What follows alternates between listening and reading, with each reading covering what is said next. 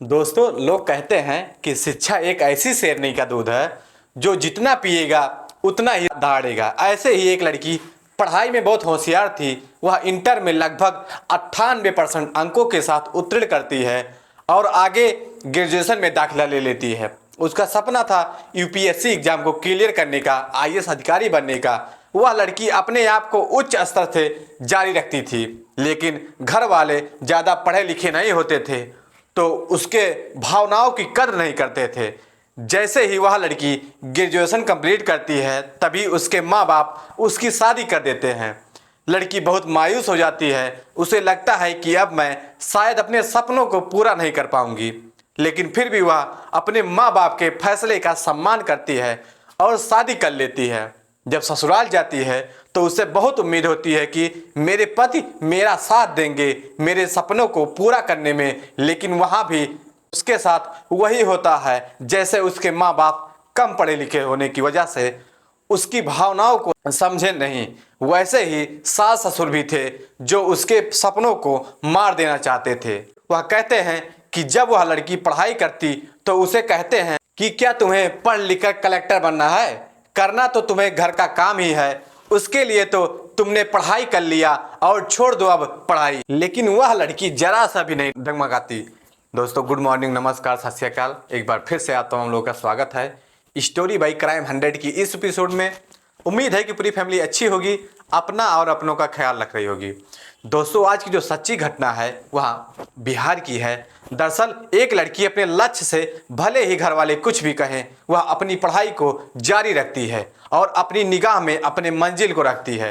अनबन घर में जो हो रहा था उसमें उसका पति भी साथ नहीं दे पाता। वह अपने माँ बाप के विरुद्ध कुछ भी नहीं कर पाता। इस तरह से लड़की बहुत मायूस और हताश हो जाती है। तब उसे लगा कि अब शायद मैं अपने सपने को पूरा नहीं कर पाऊंगी, इसलिए वह तलाक लेने का फैसला करती है और कोर्ट में जाकर तलाक का केस फाइल कर देती है। फिर जुट जाती है सीजन से अपनी फाइल कराने में और अपने लक्ष्य को पाने में। आखिर वह एक ऐसे दिन का समय आता है जब वह लड़की अपने मंजिल को पा लेती है। जिस कामयाबी के शिखर पर वह लड़की पहुंच जाती है, वहां पर पहुंचने के लिए लोग बरसों मेहनत करते हैं, फिर भी उसके बाद भी गारंटी नहीं होता कि वह मंजिल को पाएंगे या नहीं पाएंगे।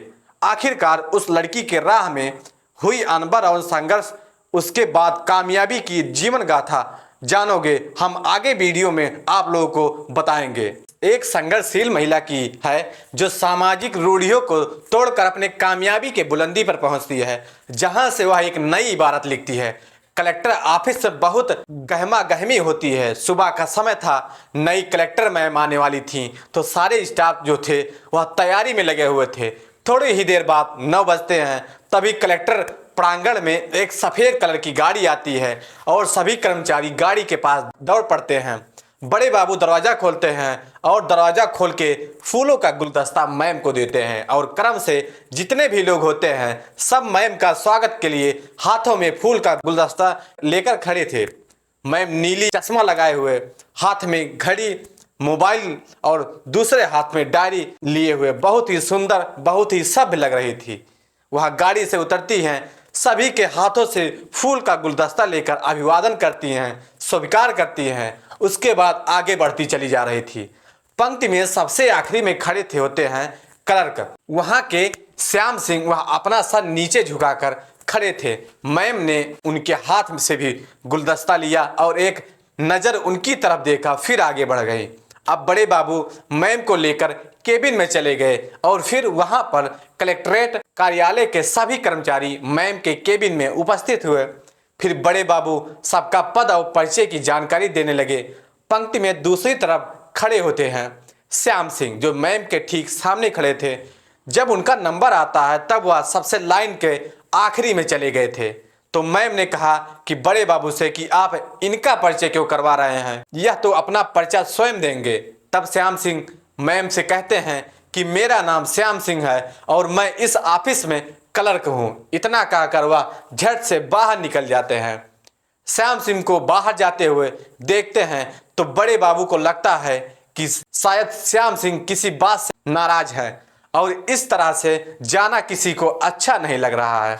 लेकिन कलेक्टर मैम ने स्वागत में सब लोग लगे हुए थे और मैम की सुंदरता, सभ्यता और व्यवहार की सब लोग आपस में चर्चा कर रहे थे। तो कुछ लोग ऑफिस में कार्य की चर्चा कर रहे थे और श्याम सिंह एक टेबल पर उदास होकर बैठा था, मानो उसे कोई परेशानी हो। तभी बड़े बाबू के पास आकर थोड़ा नाराजगी से पूछता है कि आपको इस तरह से कलेक्टर मैम के केबिन से बाहर नहीं निकलना चाहिए था। उन्हें बहुत बुरा लगा होगा, लेकिन श्याम सिंह कुछ जवाब नहीं देता। वह अपनी नजरें गड़ाए फाइल में सिर्फ देखता रहता है। बड़े बाबू वहां से चले जाते हैं। फिर अगले दिन श्याम सिंह ड्यूटी पर नहीं आता। वह बड़े बाबू को फोन करके बता देता है कि मेरी तबीयत नहीं ठीक है, मैं नहीं आ पाऊंगा ऑफिस। अब कलेक्टर मैम को ज्वाइन हुए वहां पर 1 महीना हो गया था। अब तक कलेक्टर मैम के सामने स्टाफ के जितने भी कर्मचारी थे वह किसी न किसी बहाने के अपने काम को लेकर जा चुके थे। जो नहीं आया था मैम उसे किसी न किसी काम के उद्देश्य से अपने पास बुलवा चुकी, यानी मैम सबका चेहरा एक बार देख चुकी थी। सिर्फ श्याम सिंह ही ऐसा था जो अभी तक मैम के सामने एक भी बार नहीं आया था। महीने भर में ना तो मैम ने उसे किसी काम के लिए बुलाया। श्याम सिंह को जब भी जरूरत पड़ती थी तब वह किसी को फाइल देकर वह कहता था कि जाइए इसको मैम से करवा लाइए। इस तरह से ऐसे ही काम चलता रहा। कलेक्टर मैम रोज जब ड्यूटी पर आती हैं तब वह एक बार हॉल में खड़े होकर सभी स्टाफ कर्मचारी से गुड मॉर्निंग बोलती है और चली जाती हैं। मैम का यह वाकया बहुत सबको अच्छी लगती थी, लेकिन श्याम सिंह मैम से नज़र मिलाने से कतरा रहा था। कई दिनों तक मैम ने जब उसे अपने स्थान पर नहीं देखा तब उन्होंने पूछा बड़े बाबू के कि क्या श्याम सिंह ऑफिस नहीं आ रहे हैं। तो बड़े बाबू कहते हैं कि नहीं मैम, वह नहीं आ रहे हैं। तब मैम बड़े बाबू से कहती हैं कि क्या उन्होंने कोई सूचना दी थी, छुट्टी ली है। तब बड़े बाबू कहते हैं कि नहीं मैम, उन्होंने ऐसा कुछ भी नहीं किया है। तब मैम थोड़ा नाराजगी से कहती हैं कि यह तो ठीक नहीं है, इस तरह से किसी कर्मचारी का मनमानी करना, और बड़े बाबू को आदेश देती है कि तुम जाकर पता करो और पता लगाओ कि वह ऑफिस क्यों नहीं आ रहे हैं। तब बड़े बाबू उनके पास फोन करके पता करते हैं और मैम की नाराजगी के बारे में बताते हैं। तब श्याम सिंह अगले दिन ऑफिस आता है और जाकर मैम के सामने उपस्थित होता है। मैम नाराजगी से कह रही थी कि मिस्टर, यह सरकारी ऑफिस है, यहाँ के कुछ नियम कानून हैं। अगर आपको छुट्टी चाहिए तो आप एप्लीकेशन देकर सूचित कर देते, फिर छुट्टी ले लेते। लेकिन श्याम सिंह खामोश खड़ा था, वह जवाब नहीं देता। मैम फिर अपनी बात आगे जारी रखती हैं और आगे आगे कहती हैं कि यह कोई आपका घर नहीं है कि जब जी आए चले गए, जब जी आए चले आए। आइंदा याद रखिए कि दोबारा ऐसी गलती मत करना, वरना मैं आपके खिलाफ ज़रूरी कार्रवाई करूंगी। तब वह गुस्से में आ जाता है। वह जवाब देता है कि मैम, हमारी प्रतिबद्धता सरकार के प्रति है, हम किसी अधिकारी के व्यक्तिगत गुलाम नहीं हैं। हमारी छुट्टी बाकी थी तो मैंने ले लिया। इतना कहकर वह मैम के केबिन से बाहर चला जाता है। मैम उसे बाहर जाते हुए देख रही थी, वह कितने गुस्से में था। फिर मैम बड़े बाबू को बुलाती हैं केबिन में और उससे पूछताछ करती हैं कि इसके बारे में। तो बड़े बाबू बताते हैं कि यह मैम 2 साल पहले यहाँ पर इनकी पोस्टिंग हुई है। जब ये यहाँ आए थे मैं देख रहा हूँ कि यह बहुत खामोश दिखते हैं, ना तो इनकी किसी के साथ दुश्मनी है और ना ही किसी के साथ ज़्यादा दोस्ती है। वह हमेशा परेशानियों से ही घिरे रहते हैं और अपने काम में लगे रहते हैं। अब मैम को आए हुए यहाँ पर काफ़ी दिन हो गए थे, तो मैम की ख्याति पूरे ज़िले में हो रही थी। कलेक्टर साहिबा से लेकर जनता जनार्दन तक के बीच में मैम काफ़ी लोकप्रिय हो गई थी। और कलेक्टर ऑफिस के ही दूसरे सीनियर अफसर जो होते हैं, एक चौधरी जी होते हैं। चौधरी जी विकास कार्य का हर टेंडर चौधरी जी के टेबल से होकर ही गुजरता था और हर टेंडर में चौधरी जी का कमीशन फिक्स होता था और ऊपर की जो कमाई होती थी उसमें भी ऊपर के अधिकारियों तक का शेयर होता था। चर्चा तो यह भी थी कि इसके पहले जो कलेक्टर थे उनका भी शेयर फिक्स रहता था। अब मैम को यह सब जानकारी धीरे धीरे ऑफिस में मिल रही थी। तब मैम ने चौधरी जी को उनके ऊपर कार्रवाई करना शुरू कर दिया। बाद में जब चौधरी जी को जानकारी मिली कि मैम मुझ पर कार्रवाई कर रही हैं, तब वह मैम के खिलाफ ऑफिस में भी बोलने लगा और उनके खिलाफ षड्यंत्र लगाने लगा। कहने लगा कि एक दिन किसी टेंडर को मैम ने पास नहीं किया तो चौधरी बहुत नाराज हो गया। वह ऑफिस में ही मैम के खिलाफ अनाप शनाप बकने लगा और श्याम यह सारी बात उनकी सुन रहा था, लेकिन चौधरी बेलगाम होकर लगातार बोला जा रहा था। जब उसे बर्दाश्त नहीं हुआ तब वह उलझ गया चौधरी से और फिर हाथापाई तक बात आ गई। ऑफिस में हंगामा खड़ा हो गया। स्टाफ सब एक दूसरे को छुड़ाने लगे और हंगामा शोर को सुनकर मैम भी अपने केबिन से बाहर आ गई। तब जाकर मामला कहीं शांत हुआ और फिर मैम केबिन में अपने चली गई और बड़े बाबू को बुलाकर पूछा कि आखिरकार बात क्या है, हंगामा क्यों खड़ा हुआ था। और यहाँ पर चौधरी और श्याम सिंह के लड़ने झगड़ने को लेकर जो कर्मचारी थे उनमें चर्चा भी होने लगी कि आखिर चौधरी के द्वारा मैम की बुराई किए जाने पर श्याम सिंह क्यों उलझ गया, आखिरकार क्या बात है। बड़े बाबू को बुलाकर मैम ने जब पूछा तो उसने बताया कि चौधरी आपके खिलाफ बोल रहा था, इसलिए श्याम सिंह को बर्दाश्त नहीं हुआ, वह उलझ गया और मैम बड़े बाबू के माध्यम से श्याम सिंह को अपने केबिन में बुलाती हैं और उनसे पूछती हैं कि आखिरकार यह सब क्या चल रहा है। आप यह सरकारी कार्यालय है, कोई आपका घर और सड़क नहीं है कि जब जो चाहे वह कर लो। इस तरह से लड़ने झगड़ने से तुम्हें शोभा नहीं देता। श्याम सिंह सर झुकाए हुए कहता है कि चौधरी आपके खिलाफ बोल रहा था, मैं काफी देर से बर्दाश्त कर रहा था, लेकिन वह रुकने का नाम ही नहीं ले रहा था, वह लगातार आपकी बुराई किए जा रहा था। तब मैम कहती हैं कि वह मेरा बुराई कर रहा था ना, आपकी तो नहीं कर रहा था। मैं कानूनी कार्रवाई उस पर करती, आपको लड़ने की क्या जरूरत थी, आपको मेरे लिए लड़ने का अधिकार किसने दिया। लेकिन श्याम सिंह चुपचाप सर नीचे करके खड़ा रहा, वहां कुछ देर नहीं बोल रहा। तब मैम और भी गुस्सा होती हैं, वहां थोड़े ऊंचे स्वर में और नाराजगी से कहती हैं कि श्याम सिंह तुम बोलते क्यों नहीं हो, क्यों चुपचाप खड़े हो। तब तक श्याम सिंह गुस्से में अपना सर ऊपर करके मैम की ओर देखने लगा। मैम भी थोड़ा नर्वस हो जाती हैं। फिर वह कहने लगा कि अगर मैं अलग हो गया हूं तो क्या हुआ, अगर कोई इस तरह से आपकी बुराई करेगा तो मुझसे बर्दाश्त नहीं होगा। इतना बोलकर श्याम सिंह मैम के केबिन से बाहर निकल गया और मैम उसे बाहर जाते हुए देखती रहती हैं। अब मैम के चेहरे पर कई तरह से भाव आ रहे थे, जा रहे थे। मैम की आंखें आंसुओं से भर जाती हैं, वह झट से रुमाल निकालती हैं और अपनी आंसुओं को पोंछ लेती हैं। इस घटना के बाद श्याम सिंह और कलेक्टर मैम के बीच अब भी दूरी बरकरार रही। चौधरी से और श्याम से जो झगड़ा हुआ था वह भी मामला अब शांत हो गया था और श्याम सिंह अपने समय पर ऑफिस आता है, समय पर घर चला जाता है। ऑफिस में सब कुछ सामान्य चल रहा था। फिर 2-3 दिन बाद अचानक फोन आ जाता है कि कलेक्टर मैम के पास आपके ऑफिस में कैबिनेट मंत्री जी का दरबार लगने वाला है। मैम अपने कर्मचारियों को सख्त हिदायत देती हैं कि पूरी तैयारी की जाए और कोई शिकायत का मौका ना मिले तो मंत्री जी नाराज हो जाएंगे। जिस दिन मंत्री जी को आना था उस दिन स्टाफ के सभी कर्मचारी सुबह जल्दी आ गए थे, लेकिन श्याम सिंह का कहीं पता नहीं होता है। मैम बार बार उन्हें ढूंढ रही थी। जब वह दिखाई नहीं पड़ते हैं तब मैम बड़े बाबू से कहती हैं कि पता करो कि श्याम सिंह क्यों नहीं आया। बड़े बाबू जब फोन करके पता करते हैं श्याम सिंह के पास तो पता चलता है कि कल रात में कुछ बदमाशों ने उन पर कातिलाना हमला कर दिया और वह घायल अवस्था में एक प्राइवेट हॉस्पिटल में आईसीयू वार्ड में भर्ती हैं। जैसे ही इस घटना के बारे में बड़े बाबू ने मैम से बताते हैं वैसे ही उनके चेहरे का रंग उतर जाता है, काफ़ी भयानक हो जाता है, वह नर्वस हो जाती हैं। मैम के चेहरे को देखकर बड़े बाबू भी आश्चर्य में पड़ जाते हैं कि आखिर श्याम सिंह की तबीयत खराब है। श्याम सिंह के घायल होने की सूचना मिलते ही मैम का चेहरा क्यों उतर गया और मैम फिर बड़े बाबू से कहती हैं कि आप यहाँ की तैयारी देख लीजिए और मुझे इसी वक्त जाना बहुत ज़रूरी है। तब बड़े बाबू और वह भी मैम के पीछे पीछे आ गए। मैम ने आईसीयू वार्ड में देखा तो वहाँ पर श्याम सिंह अब बेहोश की हालत में पड़ा था। उसे इस तरह से देखकर मैम के आंखों में आंसू आ जाते हैं, लेकिन मैम अपनी आंसुओं को इतनी सफाई से छुपा लेती हैं कि किसी को पता नहीं चलता। वहाँ के उपस्थित डॉक्टरों से इसके बारे में पूछती हैं। तब डॉक्टर साहब कहते हैं कि इनकी हालत स्थिर है, अब वह खतरे से बाहर हैं। तब मैम डॉक्टरों को सख्त हिदायत देती हैं कि कोई लापरवाही इलाज में मत करना।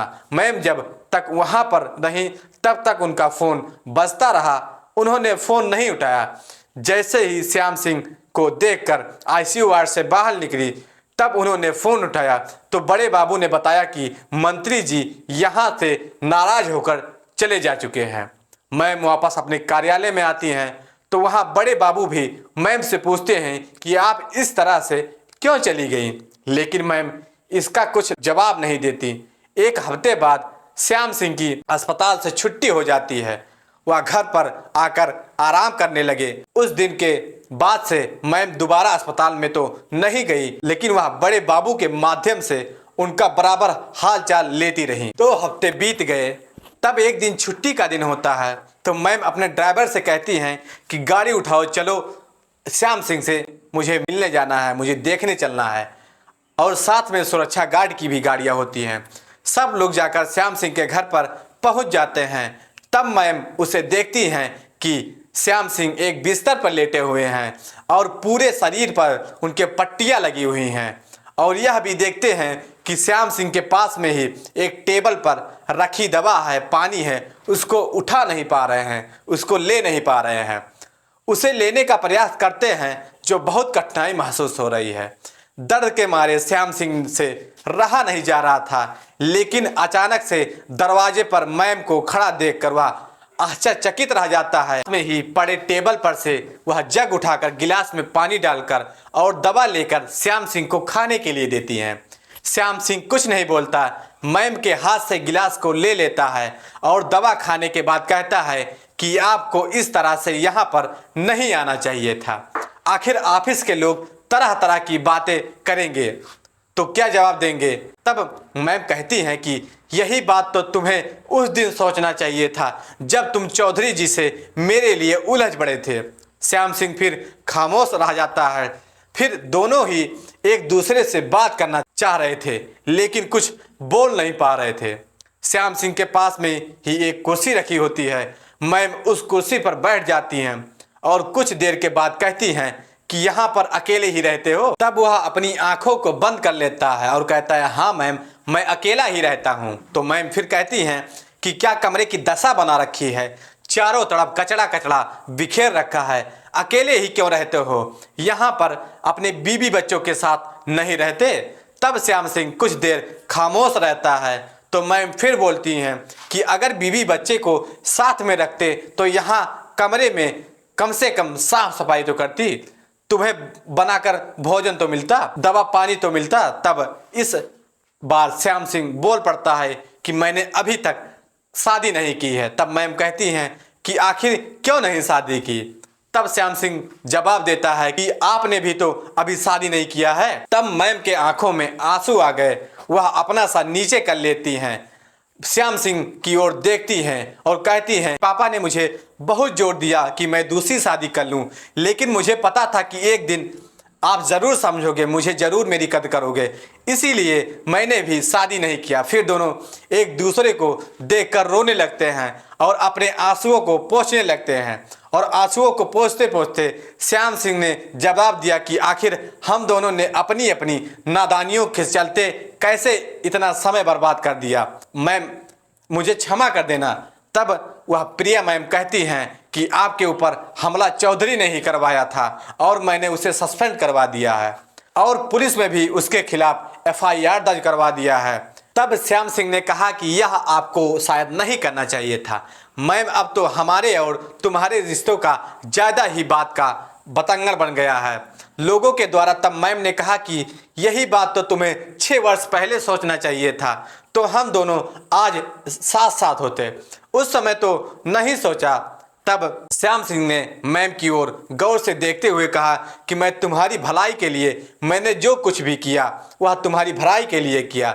मैं तुम्हारी शिक्षा के खिलाफ नहीं था, कभी नहीं था। मैं तुम्हें जरूर समझा सकता था, लेकिन अपने माँ बाप को अपने हिसाब से चलने के लिए कैसे कहा था। फिर मैम बोली कि मैंने क्या मांगा था उनसे और आपसे, मैंने तो सिर्फ यही कहा था मेरी पढ़ाई मत छुड़ाओ, मैं पढ़ना चाहती हूँ, कुछ करना चाहती हूँ। लेकिन वह लोग चाहते थे कि पढ़ाई लिखाई छोड़कर किसी घरेलू महिला की तरह सिर्फ यह गृहस्थी संभाले, इसके अलावा कुछ भी नहीं करे। और आप भी तो मेरे खिलाफ ही थे।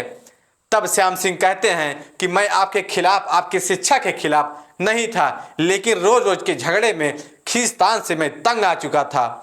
तो आखिरकार क्या करता, ना तो तुझे समझा सकता था, ना तो अपने माँ बाप को समझा पा रहा था। तो आखिर में कुछ कर भी तो नहीं सकता, लेकिन इसका रास्ता तो सिर्फ यही नहीं था कि तलाक ही ले लिया जाए। मैम फिर से आगे बोलती है कि तुमने भी उस दिन मुझे मायके जाने पर मजबूर कर दिया था, जबकि उस समय तुम्हें मेरा साथ देना चाहिए था। यह तो अच्छा हुआ कि तुम्हारे द्वारा भेजे गए तलाकनामे पर मैंने साइन नहीं किया, वरना पापा तो कह रहे थे कि सिग्नेचर कर दो और रिश्ते से मुक्त हो जाओ, लेकिन वह सब मुझे मंजूर नहीं था। देखो ना, आज मेरी किस्मत और मेरी मेहनत रंग लाई, जो मेरे सपने साकार हुआ। इतना सुनने के बाद श्याम सिंह के आंखों में आंसू आ जाते हैं। वह बहुत रोने लगता है और वह मैम का दोनों हाथ पकड़कर क्षमा मांगता है कि मुझे माफ कर दो, मैं तुम्हें समझ नहीं सका। उस दिन मुझसे बहुत बड़ी गलती हो गई थी, यह मुझे बाद में एहसास हुआ। और आपने यह अच्छा किया कि मेरे द्वारा भेजे गए तलाकनामे पर सिग्नेचर नहीं किया, वरना मैं एक बहुत बड़े पाप का भागीदारी होता। इतना कहकर दोनों लिपट कर रोने लगते हैं। फिर कुछ देर के बाद मैम अपने कमरे से बाहर निकलकर अपने सुरक्षा गार्ड और ड्राइवर से कहती हैं कि तुम लोग आज घर चले जाओ, कल सुबह ऑफिस में मैं मिलूंगी। मैम के मुंह से इस तरह की बात सुनकर ड्राइवर और सुरक्षा गार्ड भी आश्चर्य से उन्हें देखने लगते हैं और वहां से चले गए। उसके बाद मैम कमरे के दरवाजे को बंद करके अंदर चली जाती हैं और दोनों पति पत्नी इतने दिन से बिछड़ने के गम को भुलाकर, सारे गिले शिकवे को भूलकर फिर से एक हो जाते हैं। तो दोस्तों, यह पति पत्नी की कहानी जो बिखरने के बाद फिर जो एक हो गए और अपनी पत्नी को अपने सपने को पूरा करने के लिए, अपनी मंजिल को पाने के लिए अपने लक्ष्य को निगाह में रखा और घर वाले से अनुबंध जरूर हुआ, लेकिन वह अपने फैसले को डगमगाया नहीं और अपने सपने को साकार किया। दोस्तों, कहते हैं कि बच्ची हो, चाहे वह आपकी औरत हो, चाहे आपकी वह बहन हो, शिक्षा के खिलाफ कभी नहीं होना चाहिए। तो दोस्तों, कहानी कैसी लगी आप लोग कमेंट सेक्शन में ज़रूर बताएं। अगर चैनल पे नए हैं तो चैनल को सब्सक्राइब करें, शेयर करें और ज़्यादा से ज़्यादा लाइक करें, ताकि हमें भी मोटिवेशन मिलता रहे। तब तक के लिए जय हिंद, जय भारत।